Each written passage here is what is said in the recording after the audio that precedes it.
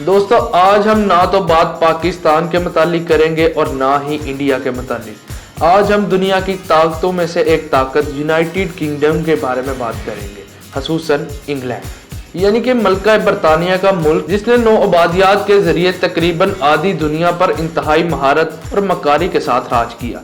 UK को बरसगीर में एक बावकार, मुनज़्ज़म और ताकतवर मुल्क माना जाता है और ताकत के तराजू में वजन इसका नहीं इसका है। दोस्तों अगर मैं बात करूं इंग्लैंड की तो इसकी करेंसी का नाम पाउंड स्टर्लिंग है और अगर इसका नाम ही आ जाए तो जहन में आता है पैसों के अंबार। लेकिन ठहरिए, क्या आने वाले सालों में भी ऐसा ही कुछ होगा?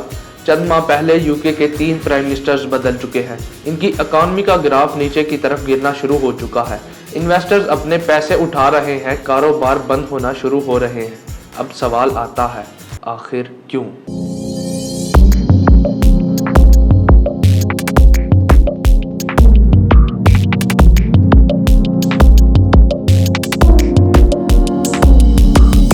हर करेंसी की कुछ बुनियादें होती हैं जिस पर इसका दारोमदार होता है और ये दारोमदार बस एक ही चीज से जा मिलता है और वो है कारोबार यानी कि बिजनेस।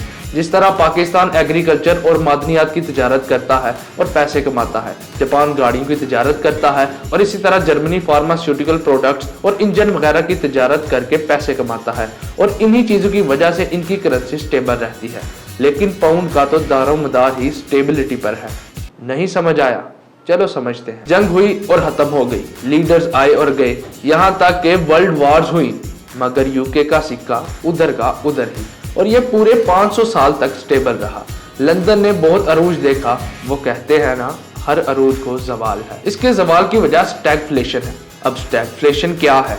रिसेशन का असर होता है नो जॉब्स, इन्फ्लेशन का असर होता है चीजों की कीमतों में इजाफा हो जाना।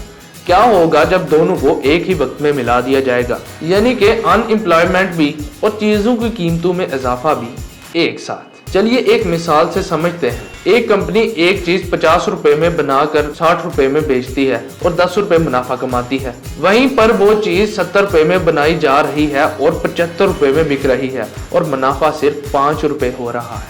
यानी कि आम आवाम के लिए कीमतों में इजाफा हो रहा है और इन्वेस्टर्स के लिए मुनाफा कम हो रहा है। 3 जनवरी 2020 को यूके यूरोप से अलहदा हो गया। यूरोप के लोगों ने यूके को छोड़ना शुरू कर दिया, यहाँ तक कि वहाँ वर्कर्स की किल्लत पड़ गई। पिछले साल वहाँ पेट्रोल पंप्स पर पेट्रोल ही मौजूद नहीं था क्योंकि पेट्रोल लाने के लिए ट्रक ड्राइवर्स ही मौजूद नहीं थे। यूके की इकॉनमी में एक बड़ा मोहरा वहाँ की हुकूमत है। दरअसल बोरिस जॉनसन के जाने से पहले ही हालात बिगड़ना शुरू हो चुके थे। इसके जाने के बाद लिज ट्रस ने कुछ पॉलिसीज इस तरह बना डाली कि हुकूमत को अपनी जेब से पैसे अदा करना पड़े।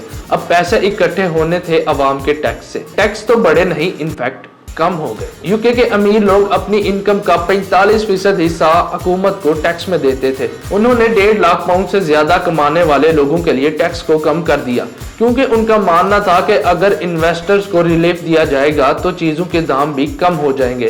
लेकिन वो शायद ये नहीं जानती थी कि कुछ फैसले उल्टे भी पड़ जाते हैं और इकोनॉमी का ग्राफ ऊपर जाने की बजाय नीचे जाना शुरू हो गया और फिर मैडम का तख्ता भी उलट गया और अब ऋषि सुनाक को प्राइम मिनिस्टर बनाया गया है जो कि खुद भी एक बिजनेसमैन है। इन सारी चीजों के होने से यूके में एक चीज स्टेबल नहीं रही और वो है यूके की स्टेबिलिटी। अब हालात कंट्रोल में नहीं आ रहे और यूके की इकोनॉमी का ग्राफ मसलसल नीचे गिरता चला जा रहा है और अगर जल्द ही कुछ अच्छे फैसले ना किए गए तो शायद यूके का भी हम वही हाल देखें जो चंद माह पहले श्रीलंका का हुआ। उम्मीद है कि आपको हमारी ये वीडियो पसंद आई होगी। आपसे मुलाकात होगी इंशाल्लाह अगली वीडियो में। अल्लाह हाफिज।